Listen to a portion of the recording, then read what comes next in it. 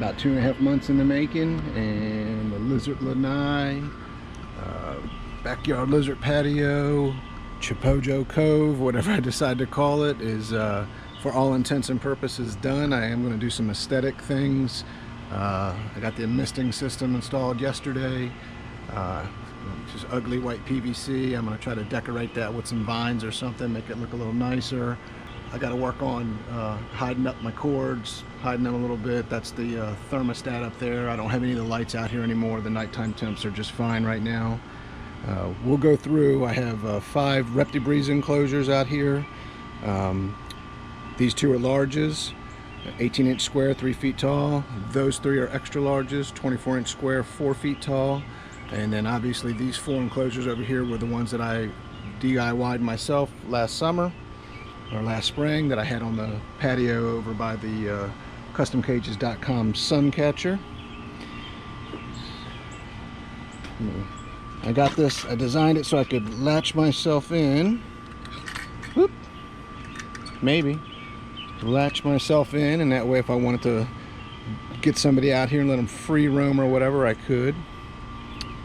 Alright, this enclosure right here has Mr. Flop T.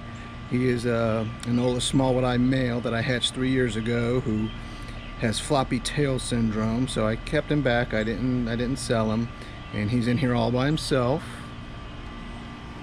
Seems to be doing well, settling in.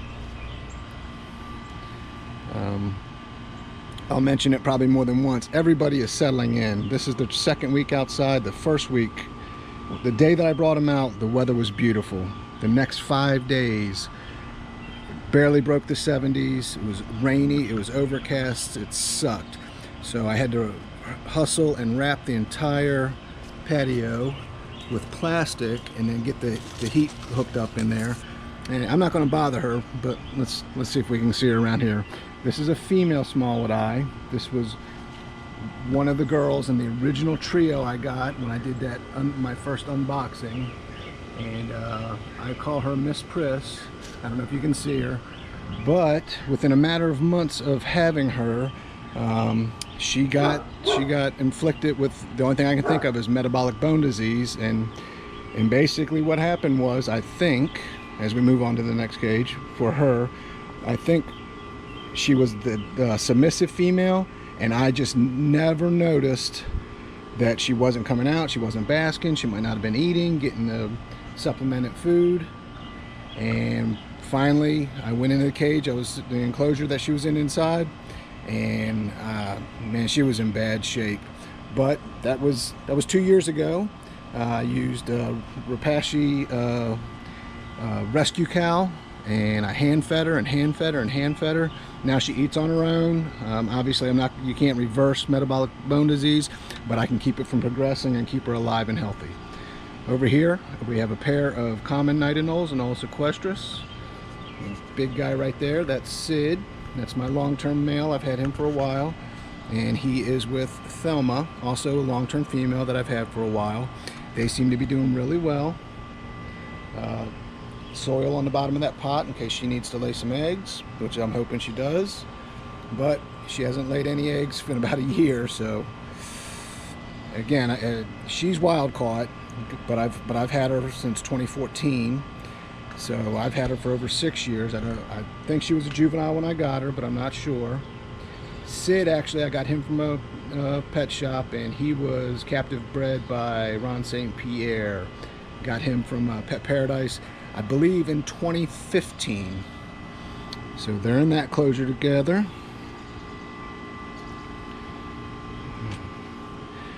Over here I have a male, solo male Enola barracoa that I hatched 3 years ago, and I have another barracoa in the house who is still a juvenile, and I'm hoping turns out to be a female. Let's see if we can find him.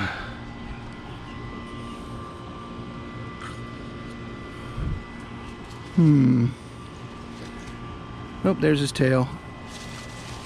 There he goes.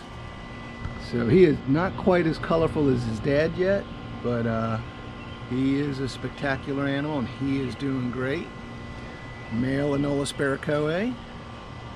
So in addition to some wood, some logs, I just have this foam pipe insulation that they can climb on, and some perches. Again, I'm done with this, but there'll be some more decoration, some aesthetic stuff, and I might take out that foam, put some driftwood in, or you know, make it look a little nicer, a little more natural. This enclosure is another pair of common night anoles. That's Nancy. She seems to be doing okay. I've had her since 2014, and this is the rescue night anole I got earlier in the spring. He's affectionately known as C3 or Castro III. Still a little thin, but he ate that entire dish of blueberries. So he's eating. Might have to do the worm treatment, internal parasite treatment on him again, but he seems to be doing fine.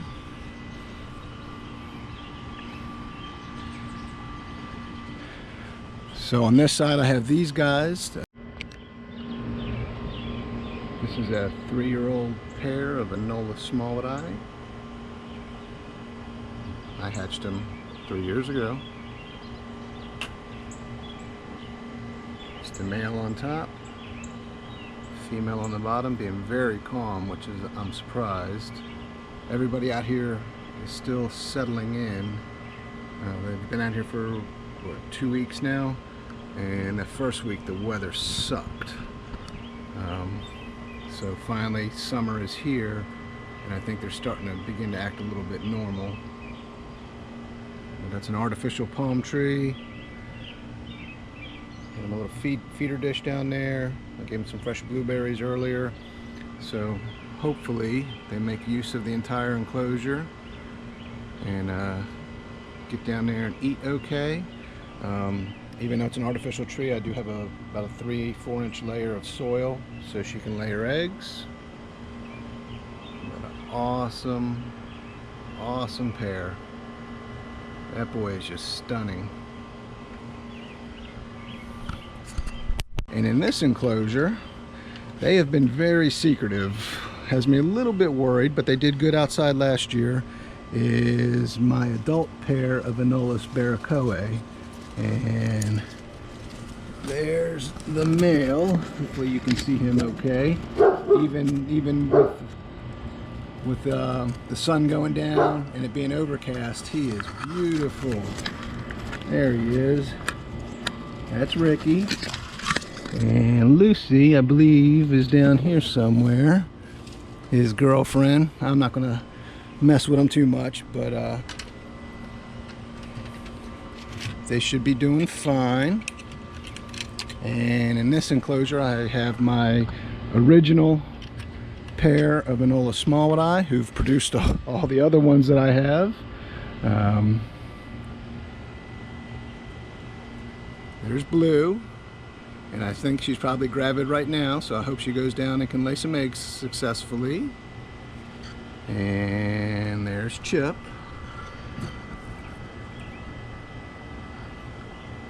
It's all right, buddy. Doing awesome.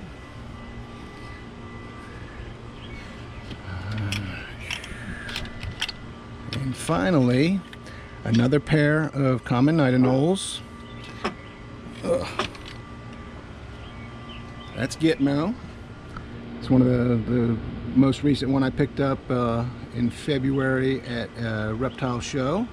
And the female in here is Louise, and oh, there she is. Let's see if we can see her. There she is, just nestled in there. So I'm wondering if she ate all of the blueberries or if he went down there and got them. Either way, I think that's awesome. Ugh.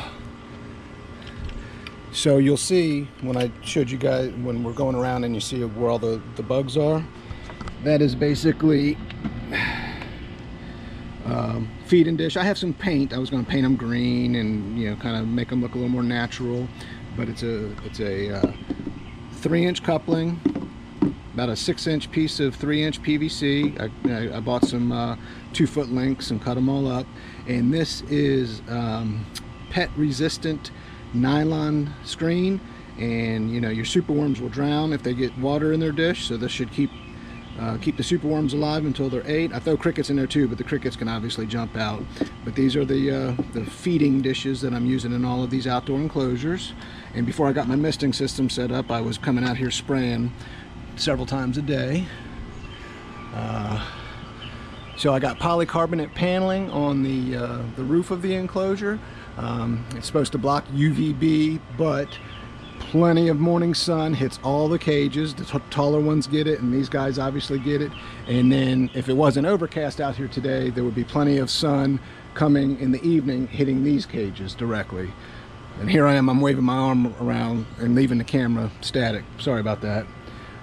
This little patio area is 12 feet long by 8 feet wide. It is wrapped completely in 1/4-inch mesh hardware cloth.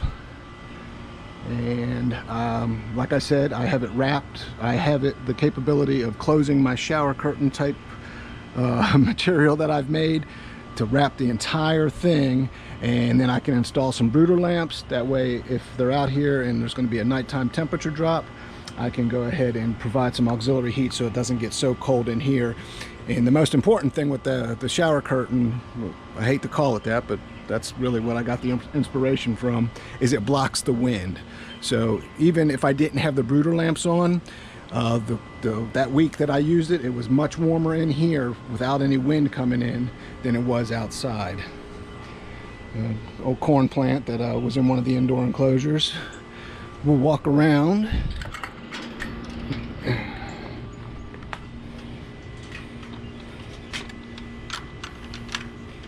Obviously can lock it up for security purposes, but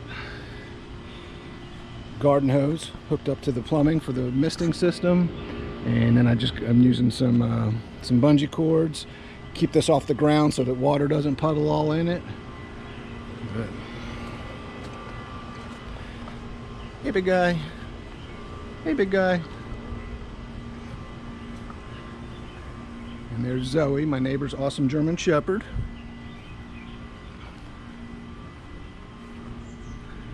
I am really happy with how this turned out.